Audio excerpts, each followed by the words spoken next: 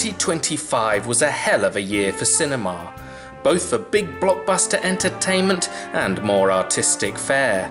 And while I'm in Bali meeting some old friends for Christmas, friends from Indonesia, Hong Kong and Brooklyn, I thought I would count down my top 10. And these are just my personal favourite films of the year. And of course there's plenty of movies I haven't seen, such as Hamnet, The Voice of Hind Rajab, The Secret Agent and Pillion, to name but a few. So please include your favourite films of the year down below, as I am positive there are loads of astonishing films I need to catch up on. And if you enjoy these videos, remember to give it a thumbs up, subscribe and hit that notification button. Cheers! In at number 10, Beonia. Once again, Yorgos Lanthimos teams up with Emma Stone, this time locking her in a basement. This is a film that left me a little cold on my first watch, but it lingered in my head. Its themes, the performances, the outstanding score, and just the overall tone of it. But I gotta say, it was mostly listening to Justin Fendrick's score. Probably my favourite score of the year. Sorry, Johnny Greenwood. This is a remake of the South Korean film Save the Green Planet, but it couldn't be more different in basically every single way, except the basic plot. Two conspiracy theorists kidnap the CEO of a pharmaceutical megacorporation, believing that she is in fact an alien who wants to kill us all. It's an uncomfortable watch, with Emma Stone being shaved, interrogated and tortured for most of the film. She is brilliant in it, as is Jesse Plemons as the nut who is convinced she is not from this world.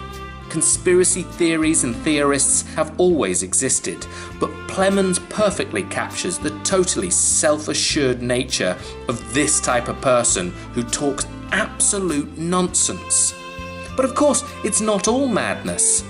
The film deals with the huge inequality issues in the world, the mega-rich making money out of the suffering of the less fortunate.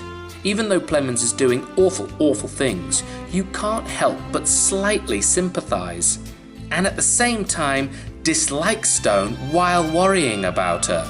This is a film that has nothing good to say about humanity, as is expressed in its hilarious bleak final act. And while this film takes place mostly in a basement, this is still a stunning looking movie. Robbie Ryan's cinematography with VistaVision cameras is rich and sumptuous.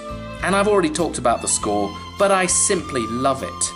Fendricks wasn't given the script, but Lanthimos gave him 3 words to work off: bees, basement and spaceship. And he did wonders with them. Is this Lanthimos' best work? No. But it lingers in your mind long after you've seen it. Where's my hair? Your hair has been destroyed.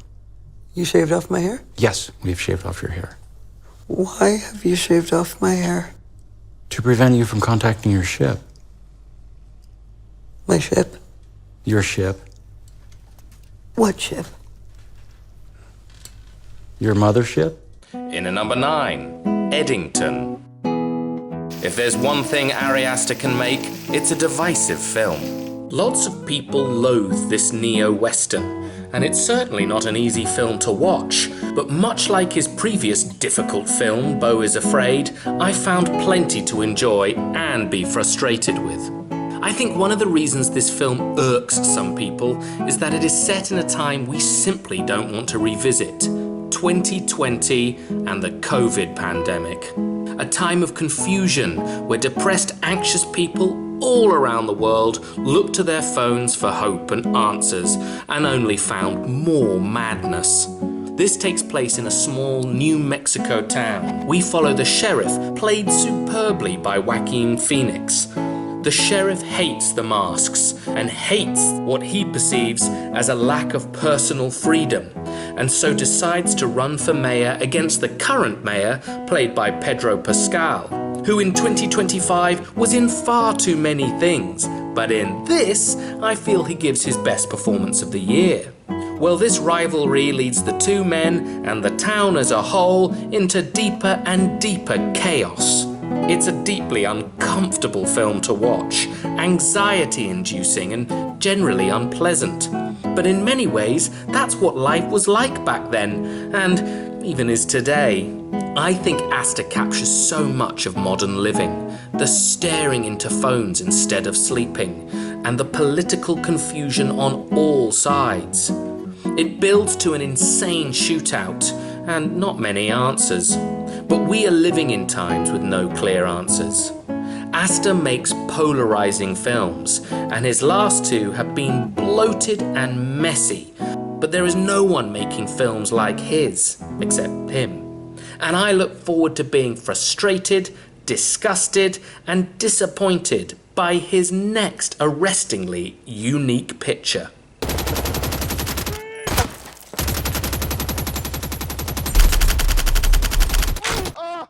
In at number 8, Marty Supreme. Speaking of messy but entertaining films, this is a hell of a ride. Josh Safdie of the Safdie brothers, behind Good Time and Uncut Gems, continues their trend of making chaotic, anxiety-inducing romps, this time in a period piece full of ping-pong and occasional violence. The film follows Marty Mauser, a supremely talented table tennis player from New York, who is determined to prove himself as the greatest in the world. Timothée Chalamet stars as Marty and gives one of his very best performances, as this narcissistic prick who causes chaos wherever he goes. Marty is a remarkably unlikable character, so it is testament to Chalamet that he makes him so watchable. He is playing a vain character, but at the same time gives a totally vanity-free performance. You see a monobrow and acne, as this is just a kid and not a particularly bright one. Chalamet further proves himself as one of the great actors working today, and it's brilliant that he's willing to be in these types of movies and not just take the easy buck. The rest of the cast is also tremendous. Gwyneth Paltrow gives her best performance since the 90s and all that goop nonsense, as a former star actress who has an affair with this bragging boy. And so much has to be said for Safdie and casting director Jennifer Venditti's casting of small roles. The faces completely take you back to the 50s. This is not a world of stretched faces and bright white veneers. These are faces that look real, and particularly period-looking faces. They cast musicians, genuine millionaire businessmen to play millionaire businessmen, rowdy viral football fans as friends, and even the mad director Abel Ferrara as a mad gangster. The casting really brings the world to life, and so much has to be said for those behind the camera. The sets, the costumes, and the cinematography take you to the 1950s without making it feel forced. The film does go all over the place, and I think maybe a few of the crazy scenes and plot points could have been ditched. But much like Edington, this is a film made by a real filmmaker, and I want to see talented artists run wild. And for this it makes sense, as this is a film about a talented person running wild. What do you plan to do if this whole dream of yours doesn't work out? That doesn't even enter my consciousness. Maybe it should. In at number 7, It Was Just an Accident.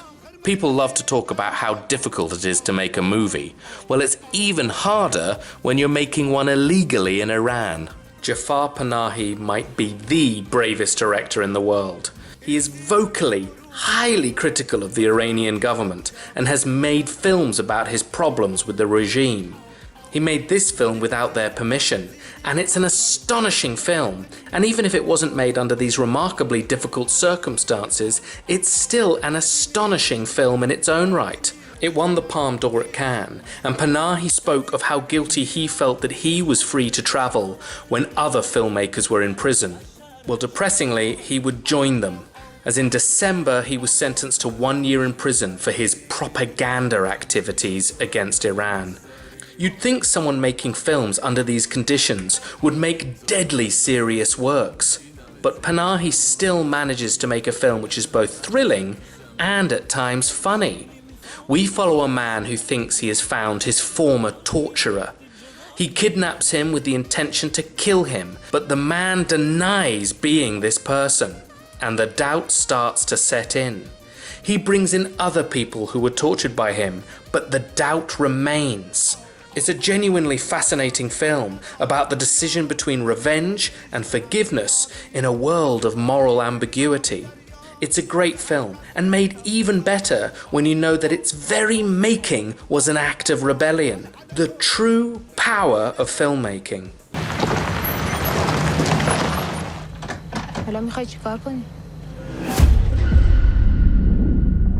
In at number 6, No Other Choice.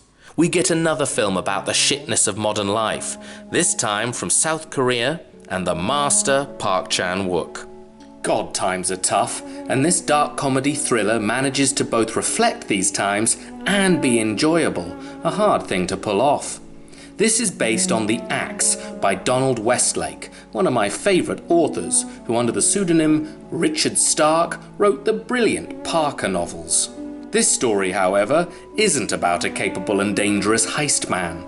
This is about a family man and paper expert who resorts to violence when everything goes wrong for him. Lee Bung-hun plays the man whose life seems pretty perfect. He's got the wife, the kids, he lives in the beautiful house he grew up in, and he's got a good job. Until suddenly, he doesn't. An American firm buys out the paper company, and no one is really needed now that machines can do most of the work. Suddenly he can't pay the mortgage, and there is only one position available for someone with knowledge of paper, and he is not at the top of that list. So he makes a list of those with more experience than him, and spends the rest of the film trying to kill off the competition. Sounds nasty? Well, it is. But it is also very quirky, with broad humour. It's the kind of humour I usually don't like, but here it's a lovely antidote to the horrors of this all too familiar world. Again, the mega-rich squeezing the little man. The film looks beautiful, like all of Park Chan-wook's films, and is filled with memorable sequences. And the one that lingers with me the most is where this paper man struggles to kill another paper man and his wife, while a South Korean pop hit plays in the background.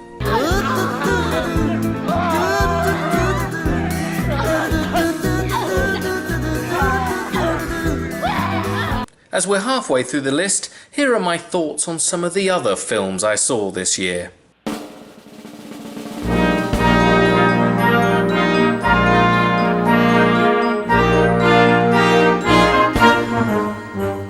We got knockout performances, including Jennifer Lawrence in Die My Love and The Rock in The Smashing Machine, who comes across a bit like Herman Munster.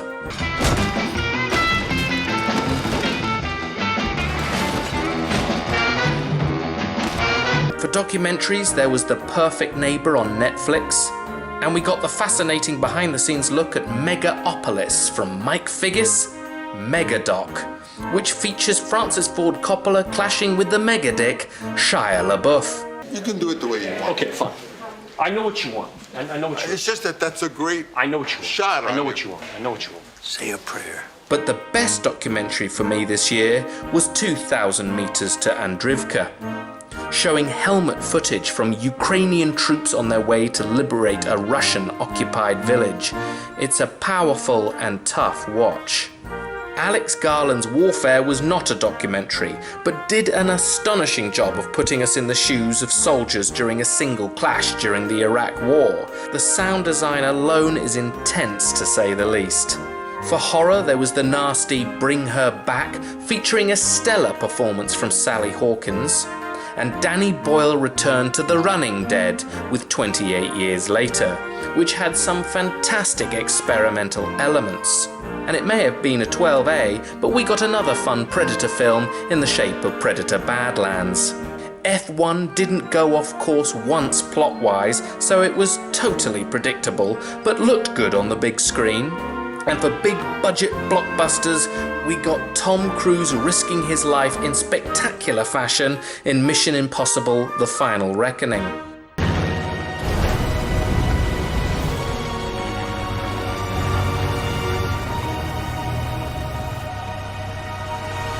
There were 3 Stephen King adaptations: The Monkey, The Running Man, and the best of the bunch, The Long Walk.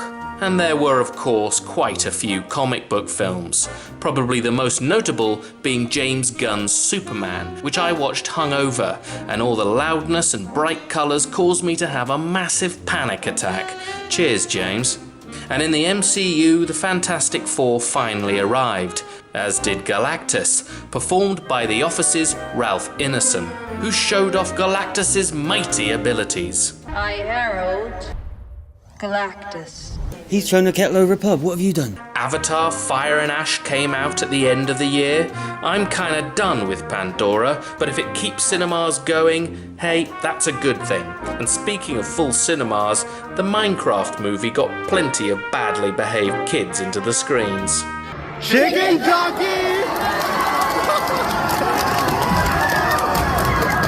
If you like dinner parties and spies, then Black Bag was for you. And one of the most fun times I had in the cinema came watching Mel Gibson's Flight Risk, a bizarre, cheap mess with a bald Mark Wahlberg as a villainous pilot. And for my money, a film that's so bad, it's good.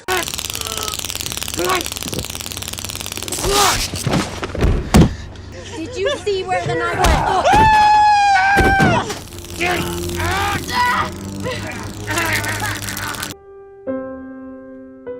And at the end of the year, there was a terrible tragedy. Back in 1984, we got Rob Reiner's first film, This Is Spinal Tap. And 41 years later, we got a sequel, Spinal Tap 2, which tragically turned out to be Reiner's last film before his death in December. He was a hell of an entertaining actor and an even better director. His run of films in the 80s and early 90s is one of the greatest runs in cinematic history. Spinal Tap, The Sure Thing, Stand By Me, The Princess Bride, When Harry Met Sally, Misery, and A Few Good Men. He will be greatly missed.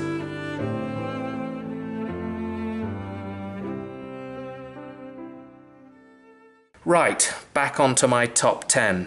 In at number 5, Frankenstein, my favourite adaptation of Mary Shelley's seminal horror novel. This might be the most book-accurate adaptation to date, and it's still barely like the book. The James Whale Universal Horror was so influential, and their versions of both Frankenstein and his monster are so ingrained in everyone's minds that every adaptation since feels more like an adaptation of that film than the book. But here Del Toro manages to use the novel's structure and concentration on humanity to make a truly touching film about a reanimated corpse. The gothic world and creatures are a perfect fit for Del Toro. The sets, the practical effects, and the cinematography are all beautiful. This feels like a nice companion piece to Francis Ford Coppola's Bram Stoker's Dracula. Practical effects, gothic over-the-top sets, and an operatic feeling with plenty of tragedy rather than just straight-up horror. The film differs in many ways from the novel, and you can still definitely see the Whale Karloff version's influence, and that's not a bad thing. The bringing of the creature to life in the book is far less dramatic.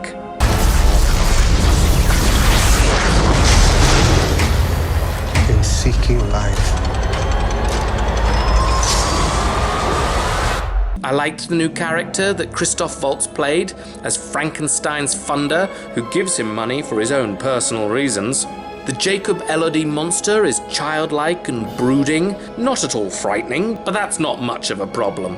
I'm not entirely sold on Oscar Isaac's Frankenstein, but the final scene has a line and a moment between the creator and his creature which is so touching, so moving, so well written and so well performed that it's stayed with me since. I think it's a tragedy that Netflix only released it theatrically in select theatres for a short window. This is as cinematic as they come, and quite frankly, deserves the biggest screen possible.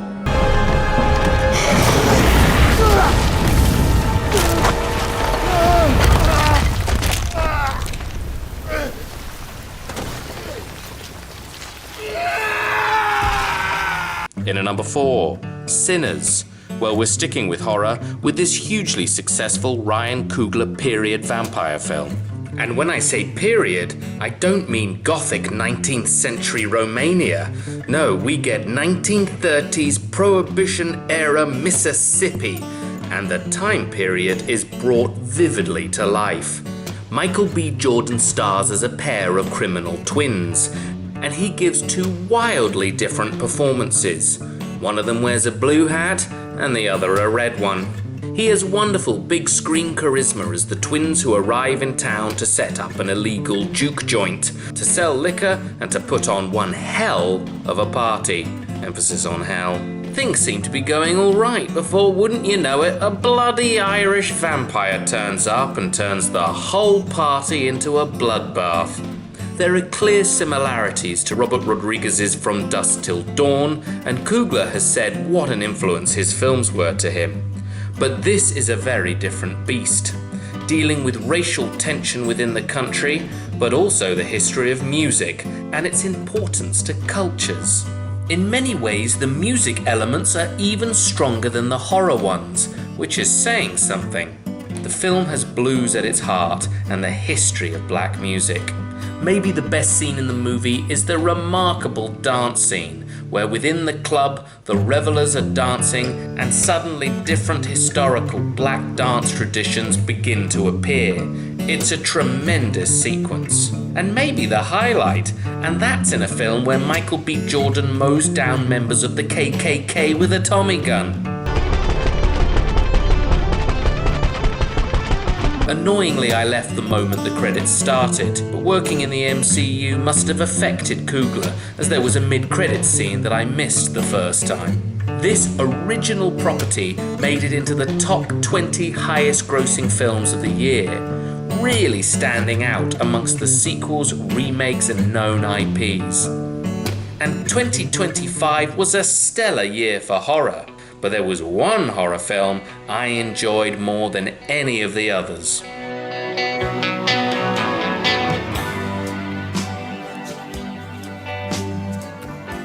I knew nothing about it when I walked into the cinema. By not seeing the trailer or reading a synopsis, I had none of the twists and turns ruined for this incredibly fun horror. Much like Zach Cregger's hugely enjoyable previous film, Barbarian, this has a unique non-linear structure that slowly reveals the terrible truth behind the central mystery. If you haven't seen it, skip ahead to... The film tells the story of a town rocked by a strange occurrence. One night at 2:17 a.m, an entire third grade class run out of their homes never to be seen again. All of them except one boy. The story then unravels from different perspectives, and it leads to marvelously surprising, brilliantly frightening moments. It's just a great fun watch. It looks stunning and the music is brilliant. George Harrison's Beware of Darkness is used fantastically in the opening as the kids run in a particularly unique way. The cast is exceptional. Julie Garner is totally relatable as the class's teacher, who the town blames. Josh Brolin is fantastically furious as a father of a missing boy. Alden Ehrenreich gives his best ever performance as a pathetic cop. Benedict Wong always adds to everything he's in, and Austin Abrams nearly steals the show with a hilarious performance as a drug addict burglar. But there is one performance in this that of course stands above all the others. Being simultaneously frightening and funny is Amy Madigan as Aunt Gladys. This might be my favourite witch in a movie ever. She's grotesque, unpredictable and utterly unique. Madigan is having a ball as the villainous aunt, and with Cregger has created one of the great cinematic villains of this decade. Oh, I absolutely love this house. Look, a giraffe and a green Chinese that's original in there, I bet it is. Oh, I just love this kitchen. And now we get to the top two, and these are kind of interchangeable for me, but one of them is more fresh in my mind and so gets the top spot. So in at number 2 today is... Much like Weapons, the thing I love about this film is just how much fun it is. The whole middle act, I was laughing with a great big smile on my face. So many love to focus on the film's politics and themes, but often miss out what a fun romp this black comedy action thriller is. This is Anderson's second adaptation of a Thomas Pynchon novel, this one based on 1990's Vineland. He had been working on the script for 20 years, and while the film feels totally relevant to the world we live in now, Anderson has spoken about how the novel is 35 years old and that the script has been in his mind for decades, showing how in many ways the world hasn't changed.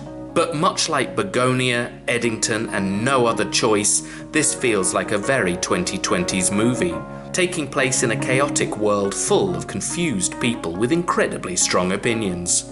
The story follows a former member of a left-wing revolutionary group who is thrown back into that world when a mad military man is hell-bent on kidnapping his daughter. Anderson is one of my favourite directors working today, and the more and more I look at his filmography, the more he is just one of my favourite directors of all time. He makes cinematic treats with marvellous three-dimensional characters, and all of his films have made me belly laugh. He brings together marvellous creatives behind the scenes. Michael Bauman's cinematography is stunning, and much thanks has to go to Giovanni Ribisi for lending VistaVision cameras that he had repaired. What a guy. And of course, Johnny Greenwood returns for his 6th collaboration with Anderson, and he delivers another knockout score. And as usual with Anderson, he put together a hell of a cast. Newcomer Chase Infinity gives a hell of a performance for her feature film debut as the daughter. Teyana Taylor is incredibly captivating as the unpredictable mother. Regina Hall does wonders with a small role. Benicio del Toro is uniquely funny in only a way he can be. And then there's the 2 central performances. Fuck me, are these 2 men funny. Sean Penn gives my favourite performance of his as the antagonist, a military lunatic with one of the great walks in cinema. He's horny, pathetic, terrifying, dangerous and utterly arresting. I think I laughed almost every time he appeared. It's a fearless performance. And Leonardo DiCaprio also gives my favourite of his performances as the protagonist. A burnt-out, nervous shell of a man, a stoner who is struggling to be a good parent even before his daughter vanishes. His determination, despite being seemingly inept at most things, is hilarious and moving. The whole middle of the film where he's desperately trying to charge his phone had me in stitches. And where this film also excels is in the father-daughter dynamic.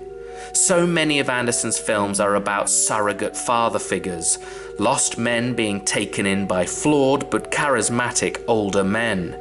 But now Anderson himself is older, with children of his own, and it's beautiful to see the lost young man become a lost older man, a man struggling to do right by the daughter he loves. One Battle After Another is such a great film, and might be number 1 on any other day, but today there is one film that gets my top spot. In at number 1, Sentimental Value. Joachim Trier's The Worst Person in the World might be my favourite film of the decade so far, and so his next film had a lot to live up to, and boy oh boy did he get me again. This Norwegian film touches me particularly because there are many aspects to it that hit me personally. Once again Trier teams with Renate Reinsve, and once again she gives a jaw-droppingly honest and truthful performance. This time as an actress who suffers from a variety of problems, including stage fright, which is brilliantly shown. She is single but is having an affair with a married man, while her sister has a family and works as a historian. They were raised by their mother in a beautiful family home. They are estranged from their father, a famous movie director who focuses on himself and his career over them. But when their mother dies, he comes back into their lives. He is making a film and has written it for his eldest daughter to star in, and drama ensues. But drama that isn't manipulative or fake or overblown. This deals with incredibly heavy themes while remaining truthful and subtle with some of the best performances of the decade. playing the heavy drinking bad dad but great artist is Stellan Skarsgård, who I don't think has ever been better. He's difficult, charismatic and self-destructive. This isn't just a painting of these three characters.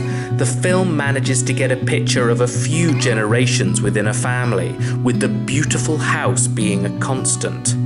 In many ways, it's like a more successful version of Robert Zemeckis' Here, showing the history of a family through a home. While Zemeckis' was all about effects and AI, feeling like it was made by a computer, this is a human film that captures the feeling of a family home, the people who have lived within it, and those that have died there too. We see sweet childhood moments and times of utter tragedy. Another aspect of the film comes from a character entering their lives for the first time. Elle Fanning plays an American star who is looking for a project to prove herself as a good actress. She is brilliant as the young celebrity who is desperate to be a credible artist. She's lost, and through her saying she will be in his film, helps Skarsgård get funding by Netflix, and Trier has fun showing the troubles of modern-day movie making and financing. The other character is the house itself. They found a beautiful one, and it even deals with how hard it is to say goodbye to a place where so many of your memories are tied to. The film works with so many layers, without it feeling like it's proud of this astonishing accomplishment. This is a film made by adults for adults about the struggles of life. I fell in love with it, and as I only watched it recently, it takes the top spot today. Right, so counting down my top 10. In at number 10, Begonia. In at number 9, Edington. In at number 8, Marty Supreme. In at number 7, It Was Just an Accident. In at number 6, No Other Choice. In at number 5, Frankenstein. In at number 4, Sinners. In at number 3, Weapons. In at number 2, One Battle After Another. And in at number 1, Sentimental Value. Well, those were my top 10 films of 2025. What did I miss off? Loads, probably. So please include your favourites down below, and I'll make sure to see them. I think 2025 was a great year for cinema, and here's hoping 2026 remains the same. For cinema, not for anything else. You know, the world's quite awful at the moment. Anyway, cheers.